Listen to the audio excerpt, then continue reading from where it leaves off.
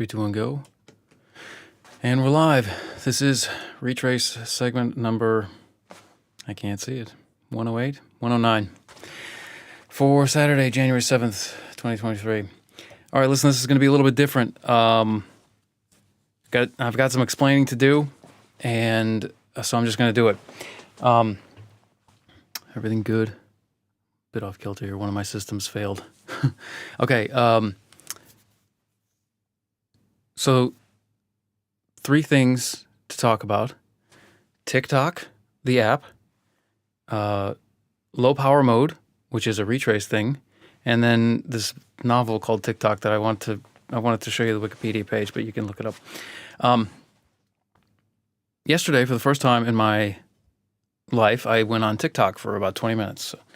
TikTok is a Chinese-controlled spy app. I think most responsible people think that, and irresponsible people don't. No, I don't know, but I think it is. So I just put it on an old phone. I would never put it on my actual phone. I just put it on an old phone because I wanted to see something other than what I see in the mass media. You know, I've seen plenty of things from TikTok, etc., but I've never used it. I've never interacted with it. It was quite an experience, and I mean, the thought that just these people are fucked. That's the thought that I had by the end of it. The people making it, the people consuming it, not the people controlling it. TikTok is artificial intelligence in practice, applied AI. It's, they're doing that. They made a crack addictive experience using what we would call AI. And I don't. They're fucked. The people. It's just. So okay. What does the future look like? I don't know. But I think it's a safe bet that the default is doom. In the sense that things like, the progress of technology is likely to cause creeping totalitarianism. It's likely to cause creeping illiberty, if not totalitarianism in some form. And then if it doesn't do that, then the next normal war is going to be doomy. And if the next normal war isn't doomy, then climate change is going to be doomy. And technology just keeps using more resources, not really necessarily helping us keep our environment livable. You don't have to be an environmentalist to require that your environment remain livable. And if it doesn't do that, or if we find solutions to that, then we have the Art-elect war, which is where people anticipate that the robots are going to, or, the AI-based machines are going to get smarter than us, and then that's not a good thing. That's a threat to our existence. So there's a preemptive war about it. And if that doesn't happen, then superintelligence of some sort, as described by Nick Bostrom and others, is the next thing. We have all these, what they call them, filters, these ideas related to the Fermi paradox, the idea that it seems like there should be a lot of life in the universe and it looks like there's none except us.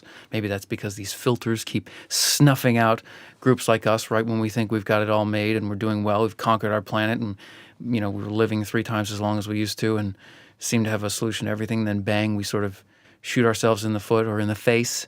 Those filters, all based more or less on technology. I mean, the thing about technology is that it's like it doesn't. Human aims, human ends, purposes don't seem to be changing much, but our means of achieving those ends seem to be changing dramatically. Okay. Anyway, none of that's okay. But when I look at TikTok, I don't see. I think of evolution. Like, there's no way that nature is going to let these people do this, and be okay. I know they all look okay. Everybody producing on TikTok looks happy, and you imagine all these users, and there are so many users. I think I have one guy in my audience. Okay, these videos, all of them have tens of or hundreds of thousands of interactions, which means the audience is much bigger. So I can't fathom that nature is going to be nice to anyone involved in that, except maybe the controllers. So that was my, and I should probably give it more of a chance. I'll give it more of a chance. I won't just like say, okay, my first it must have been about 20 to 25 minutes on TikTok. Maybe I need to find better TikTok. Like there's bad Twitter and there's good Twitter. There's, your kind of Twitter is good Twitter, and then other kinds of Twitter are bad Twitter. They say. I'm not really a big Twitter user, but that's what I've heard many a time. Okay. So that's sort of like in the realm of prediction.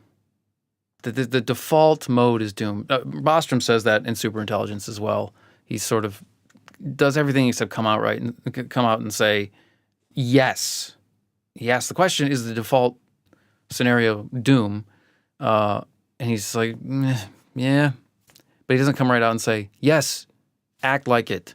If we don't lift this thing up, if we don't keep our world, our species and civilization from collapsing or being, annihilated or worse, like there are worse things than annihilation if you're into science fiction, which I'm not, but I come across these things in studying technology and AI. There are way worse things than death, man, to do with technology. Obviously, in real life, you lose the most precious person or something else terrible happens. There are worse things than death, and technology is going to invent new ones that we don't already have. So that's in the realm of prediction. TikTok, the novel, when I went to look up how to spell TikTok, just, the word for the clock ticking, I came across TikTok, the novel, 1983. The novel gleefully satirizes Asimov's relatively benign view of how robots would serve humanity, suggesting that the reality would be. I'd show you this on the screen, but my system is not working, so that's why. Suggesting that the reality would be exactly akin to slavery, as opposed to Asimov's 3 laws of robotics and all this stuff. That the reality of it would be akin to slavery. Robots are worked until they drop and are made the victims of humans' worst appetites, including rape. Like Slodek's earlier novel, Roderick, it also mocks the notion of the 3 laws of robotics and suggests that there is no way such complex moral principles could be hardwired into any intelligent being. I think TikTok is like the main character. You got to see this guy. I can't show him to you. He is a robot wielding a bloody hatchet on the cover of this thing. Blood red hatchet, smiling robot. Okay? Now, I'd never heard of this before today. TikTok, this robot, decides that the Asimov circuits are in fact a collective delusion or a form of religion which robots have been tricked into believing. This liberation from tradition, while it makes him a cruel sociopath and nihilist, also provides him with intellectual insight and artistic talent. Thus, TikTok is an extreme type of romantic anti-hero. Okay? So that's salient. It's something to do with predictions and TikTok, the app. So that's in the realm of predictions. What about preferences? I have preferences. We have preferences. We have 2 problems. 1 problem, 2 facets here at Retraice. And everybody has this problem, I think. Every good person. Of course, I include myself and all the people I know and love. On the one hand, you want to make a living. On the other hand, you want to make a difference. And it's really easy to tell yourself you're making a difference when you're making a killing as opposed to a living. There's, what's his name? Who's the crypto guy? MBS? Not MBS. SMB? Whatever, I don't care. Like, I could see his face. I forget his name. Curly-haired slob who's like the new Bernie Madoff.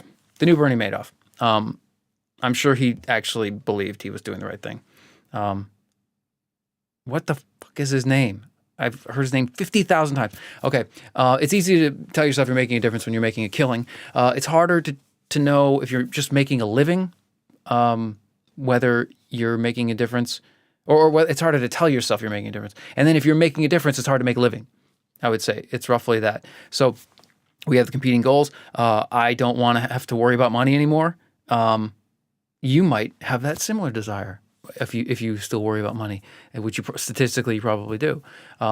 but I also want to make a difference, and I find deleting one of these goals impossible. So, and then apportioning them is the whole trick of everything. And everybody has this problem. I'm not saying that we're different in this, okay? But what that means in practice is it costs time and money to make Retraice, and of course it does. And it's not intended to be a hobby. I quit my day job to do this a long time ago, and had no idea how much what it was going to look like to actually do it. But that's normal for people going into business for themselves. You sort of jump in the deep end when you can't swim, and you don't really know what it takes to swim. And if you fail, you drown, or you cry for help and get out before you drown. So we're at the sort of juncture at Retraice here, where a couple of things are clear. So on the one hand, it's absolutely crystal clear to me that continuing work on AIMA4e, which is to say continuing my deep dive into this text and taking it as far as I possibly can, is correct. That's the right thing to do. The only caveat is that I should be doing more of it than I'm already doing. I'm able to put away about 35 to 45 pages a day, given my Retraice commitments and my external, my life commitments external to these two things. But I need to push that number up as high as possible. And I'm a very thorough reader. It might not sound like a lot, 35 pages a day, but this is technical stuff, and I leave basically no stone unturned. Okay. So that is in conflict with only one thing that can give. There's only one thing that presses up against that can give. Like, I'm not going to take more time away from my family. I'm not going to sleep less, because then everything gets bad. I mean, I already sort of fumble every 25th word or so. Imagine if I have 3 hours less sleep, and I can't read when I'm tired anyway. It happened today. I was reading in this chair 2.5 hours ago, and I fell asleep. It's not boring. This stuff is absolutely fascinating. I just didn't get enough sleep. So I can't get rid of sleep, can't get rid of family, family's the whole point, right? So you don't get rid of the whole point of everything. But producing this podcast has a lot of questionable time and effort level in it. And so the reason that there's no doubt in my mind about AIMA4e is because making a difference. Like, we talk about the computer control game and players and outsiders, it makes perfect sense to me that I'm going to make basically no difference to the future of my kids, your family, my family, friends, everybody. We're all in this together, and most people are not. Most people are, whether they're actually on TikTok or they're TikTok adjacent by being totally outsiders in every way, in all the individual categories and group categories that we talked about yesterday, are going to have no impact. And I just don't want to be in that group anymore. Not even, I haven't wanted to for a long time, but it's not really always clear what to do about that feeling. But this is clear to me now. But what's also clear is that this Retraice, this podcast business, is not working as a business. It does. We have no one. I mean, if you're listening to this, it is almost statistically certain that you are not listening to it live, and that you are listening to it long after it happened. Okay? Did I say the date? I try to always say the date. It's January 7th, 2023, and you're listening to this, first of all, probably never, but if you are, it's probably, I don't know, a long time from now. And it's because I think there's an audience for this stuff. I mean, maybe not this sort of rambling that I'm doing now, but I've done some stuff that I think, like, I would listen to it, but I have no way of finding it. And I think the audience is much smaller than I thought. When I look at the astounding number of people who, watch other things, not just on TikTok, on YouTube, Twitter. I mean, there are just, it is shocking how many people are out there with free time. And I know I could get some of them to pay attention to this, and then a subset of them to support it by subscribing for more of it, which was the plan. I mean, advertising revenue, okay, but I don't even have to worry about making that decision because we have no audience. I have no way of finding that audience. I've racked my brain. I've never had a way. I always thought it would just work itself out. I thought just doing the content would solve it. And maybe it will. If I had 5 years to sort of just wait, maybe it would. I don't have 5. You don't have 5. No one has 5 years to wait for anything like that. That's a big bet. You're losing a lot. So, but it also doesn't make sense to totally kill it, because, well, I don't know. I still want to do it. It's not just the business. I'm not making widgets here and thinking, well, if the widgets don't sell, I'm going to have to go make some other widgets. I am going to have to make a different living, but I don't want to turn this off. So those are the two competing goals: making a living and making a difference. And Retraice was supposed to do both, and now it clearly only does. It does neither, but it only has hope of doing one, which is making a difference, unless some big thing changes. So then that leads me to decision time. And, I could sit on this, I could think about it, I could sleep on it. But in a sense, I have been for years now, as I've been trying to make this thing into what it is now. I've slept on it plenty. I don't need to sleep on it again. The best I can come up with is, because it's clear, I know something that's worth my time, which is, learning the technical side of AI, learning AI as a practitioner. Where to go from there? There are options, but right now it's the obvious. But spending time, as I'm doing right now, to put this out there at the 15 to 30 minute length, and spending the money to do that too does not make sense anymore. So just to be clear, the more minutes we publish per month, the larger our podcast hosting bill is. Okay, it's a good deal. Like none of this is expensive, but I've totally given up income for this. So everything seems expensive when you do that. And it is. I mean, it is. It's not expensive compared to other businesses, but it's expensive to me. It's expensive to someone who's not earning money who could be. So what that means is this: my time available for AIMA, I want to go like this.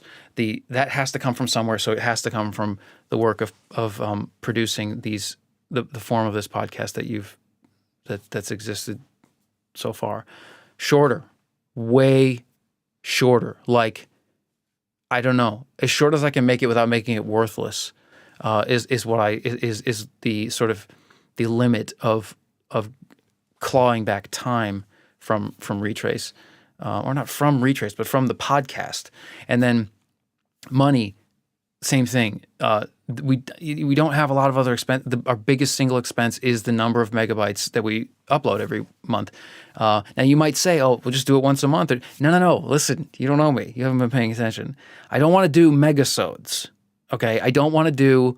It's hard to, put together a bunch of effortful and cream of the crop and all this stuff once a week or once a month, and then go for 90 minutes. And you might say, well, go for less than that. I can't. I'm sorry. There's some things I can't do. Like if you tell me to that I, and anyway, I don't, once a week and once a month is not interesting to me. Every day I have to, because things are happening so fast. And even though right now I'm not covering them, I'm not like talking about them on the podcast because I'm not really in a good position to do so. I know about them. And there's stuff that I don't know about, but I know about them, and that is the cadence that is my cadence. If I'm doing 90 seconds a day, but I'm daily, that's way better to me than 90 minutes a week, because for a million reasons that I won't go into, because I've just thought about this a lot. So that's it. So that's low power mode. Low power mode is going to be we're going to push our expenses as close to, all of our expenses towards zero. We won't get anywhere near zero. It's still going to be, it's still going to be money, a lot of money every month. Not a lot, but money, way more than zero, and then the time as well, the length of the podcast. You might think, oh, thank God, this guy's going to shut the fuck up and stop just letting himself ramble. Well, good, but I don't know why you listen to this podcast, because that's what I do. That's what that's what I would like to hear. I would like to hear somebody doing more or less what I'm doing, which is why I made this. But it's not perfect at all. There are a million things that need to be improved, but none of that makes a difference. Because first of all, there's no audience now, and there might never be one. And I mean, there likely won't ever be one. I hate to say it, but it's like I'm a logical person. I'm a rational person. I try very hard to be that, and there's no evidence at all in any way in the universe that I live in that this thing is ever going to catch anyone's attention, which sucks. But let's just be honest. Okay, so that's such a distracting thought. I forgot what I was going to say. That's it. We're going to switch to low power mode and just go. I don't know what it looks like. But it'll be daily. And just understand that I'm not doing less of the AI. I'm doing more of it. But I'm not going to do what I've been doing so far because I can't. It can't go on like this. So that's it. Same time tomorrow, 10 p.m. Retraice 110. Signing off.